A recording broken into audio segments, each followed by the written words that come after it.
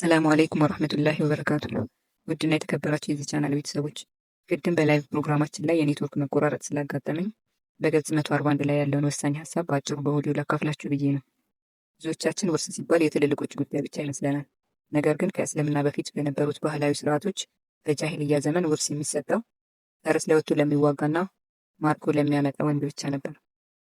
በዚህም ምክንያት ሴቶች፣ አቅመ ደካሞችና አቅመ አዳም ያልደረሱ ህጻናት ሙሉ በሙሉ ከውርስ ይገለሉና ይበደሉ ነበር።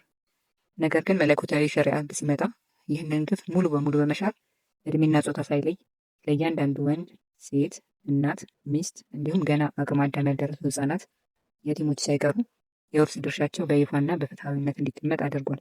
በእስልምና የውርስ ህግ ውስጥ የህፃናት መብት የሚጠበቀው ገና ሳይወለዱ በማህፀን ካሉበት ጊዜ ጀምሮ ነው። ህጉ ለእያንዳንዱ ወንድ እንደ ቤተሰብ መሪ፣ ለሴቶችና ለህፃናት የሚገባውን መብትና ከለላ በአስተማማኝ ሁኔታ ያስቀምጣል።